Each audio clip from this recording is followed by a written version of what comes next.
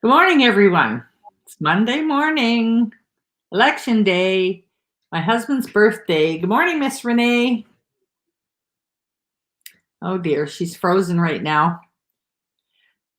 Well, guys, she's camping and she's her for whatever reason, her technical difficulties are a little glitchy this morning. So we'll just have to wing it. And if she pops in and out, we will use her for our Monday morning discussion. Oh, there she is again. Let's give her another try. Nope, there she is again. Good morning, Miss Renee. Good morning, Becky. How are you? I'm good. I'm on my phone now. We'll see how this goes. Okay. Well, hey, whatever works, right? Computer Yes. gets mad at you for being on holiday, apparently. Don't do me so. around. And it says I have good internet. I don't know why it's. Hey, look at poor Mike and Darren. Every now and again they get, oh Lord, technical difficulties yet again. You know what? I go on here and I try every which angle but loose to get rid of my turkey waddle, and it's there every time. I don't wear a scarf, I think. So, how's your weekend? I guess you're camping and you're having fun. We are. We're having fun, but you can definitely tell that it's a change of season. Oh, yeah. Yeah. But I love fall. Fall is my favorite time of year. Right, without question. Yeah, it's always been my favorite and I love it. And I don't really care what happens from this has been the year from hell on so many levels that whatever.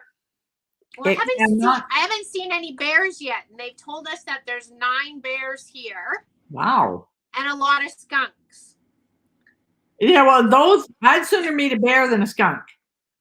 Although, you know something, years ago, I saw a family of skunks cross the road when I was riding horseback coming up the road.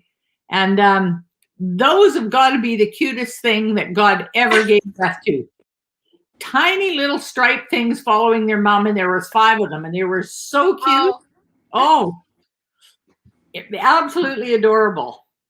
Anyway, that's so much for that. So this morning I had thought we might talk about the excuses that people, me included, everybody included, that you make when you're really disguising fear.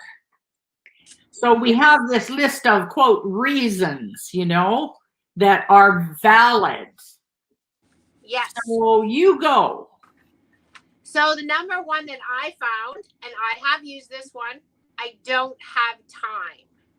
So making excuses, it kind of shows that you're just kind of scared to leave your comfort zone. And it's really easy to hide behind time because no matter what you do, you can use up time. So it's probably one of the easiest excuses to ever use. And the only way to achieve what you want is you need to make the time. And one of my favorite sayings of all time that I used to use when I was facilitating women's groups was, we make time for the things that are important to us. So true. Yeah, and you'll see the busiest people in the world, but if an opportunity comes up, they make the time. It's just the way it is. They make the time. And I know yeah, me too. I have a sister who's late for everything. And she always says, well, something came up or I didn't have time or whatever. And I go, Brenda, you have to make time. You make time, But anyway, I mean, she's adorable and I love her to death, but it's the way it is. So I found there's another one that's, there's too much going on right now. That's just all there is. There's too much time. Has there ever been a time in your life where you haven't had something going on, where everything was chilled out, relaxed, and you just coasted through the day? That hasn't happened since you were in elementary school. This excuse shows that you're scared to prioritize your needs over the needs of others, that the expectations of others have become more important than your health, success, and happiness. You will find that in your day, there is a lot of time wasted on menial tasks and general busy work for other people that could be spent on doing what you need to do. Putting yourself first for a moment, hard to do. But you take a hold of your life when you do that. So, any more? Another one is, I'll do it, but I really have to do this first. So it's making excuses, and it really shows that we're scared to take the first steps of any of the unknown. And I think all of us have done that. We're all scared of the unknown. That's a really common saying. And if you're inactive, it's a surefire way that you'll never make it to your full potential. You really have to kind of think outside the box. And one of the sayings that I've always heard is, you'll never regret the first step you took, but you'll always regret the steps you didn't take. Yeah. Absolutely. And that is just absolute gold. So another one is, I haven't had the right opportunity yet. This excuse is akin to not having enough time. It's a very familiar one, right? Opportunities are like buses. There is one every 20 minutes. That's what you'll hear people say. Oh, yeah. If an opportunity comes your way, take it. It'll never be perfect or come in a beacon of light sealed by the gods. It'll present itself as an awkward fashion and show up at the worst possible time, which means you got to make time for it. And when you can't find any opportunities at all, make one.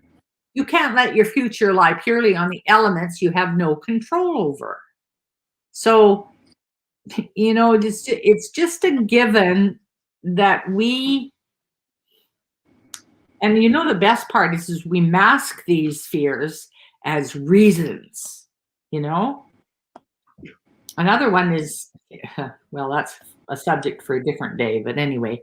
So if you have any sage advice for people, Miss Renee, share it with us. Sure. I have something I have learned and had to reset myself, and it was such great advice. And I learned it many years ago from a coach mentor myself when I was a lot younger. And he said, you need to look after yourself or you will benefit no one. And it makes sense. If you're a mom, a grandma, a business partner, it doesn't matter. You need to schedule your life. So number one step, buy a day timer. Go to somewhere quiet and fill in your day timer for a whole month.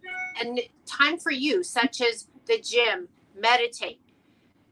Schedule a time to return phone calls. So you're not just away from your desk or away from really what your plan was. Get your hair done. You got things with the kids, the family, everything. You just need to be strict with yourself and follow guidelines or follow boundaries for success. If you don't make time for yourself, you'll never have time. The other thing I did learn was, if I make time for work on my schedule, I actually need to do work, not just sit at my desk and search Facebook or whatever else going. I'm working. That's not really work. You know, I need to be strict with myself, and then I'll teach myself the boundaries of success. And just remember, like me, you can always adjust and reset. But I found that it was a really good habit to make time for me. And I actually found that I had more time for everyone else. That's kind of my advice. Well, hey, that's really good advice, because, you know, you're absolutely right. And one of the things that is confined within that is discipline. Like, you fill your day timer out, and then you actually look at it and follow it, you know? Yes. Because, you know, this is one of the things that I've done in my life is like, oh, damn, I missed that one. Oh, well. Well, no, it's not a well. That's called discipline. So make your list, follow it. You know what I mean? Yeah. And, and even though so many of our phones, you know, they'll put the day timer on there and everything. For myself, it doesn't work as well. But I think maybe because I started my habit on paper, I still need to see that day timer. Well, that could be. And I think, I mean, the phones do wonderful things for a lot of people these days. But if you grew up in an era where that wasn't how you scheduled your life, just another habit that you have to develop, right? And looking at your phone can, for some of us, can get waylaid into other things, right? Okay, I checked my day timer, yes, but then I had to quickly check Facebook, or I had to quickly check something else. So yeah, could be, or I had to look something up, Yeah, that's the discipline. Yeah, exactly. So look at all these wonderful people joining us this morning. Thank you all so very much.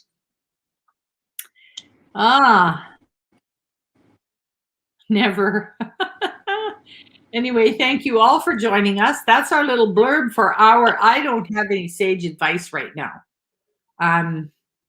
That's unusual because now I know I usually have more than I share to say, but I was telling you earlier that it seems like the older I get, the less I have to say, and the more that I learn, the less I know. Or I should say, the more I realize how much I don't know. So, can you imagine Vicki Ryerson turning quiet? A lot of people can't imagine that, me included, but oh well. That's the way it goes. We love your advice, Vicki. Oh, thank you. I love your advice. Thank you so much. Anyway, Miss Renee, enjoy your... Go ahead. I will, but please wish your husband a happy birthday. I will do that. Thank you so much. That's a great milestone today. I know, 85, eh? I mean, and he survived COVID, and he's still here, and he's very nostalgic today. He's thinking about, his life and what he was doing on certain birthdays. So, yeah. Anyway, I'll put a picture of the cake I made him, and he was in seventh heaven because chocolate is his very favorite. Oh. So, anyway, that's all. Yeah, okay. That's all for today. Thank you so much, Renee, and enjoy your camping trip. I will talk to you soon. You bet. Thank you. Bye, everybody. Bye.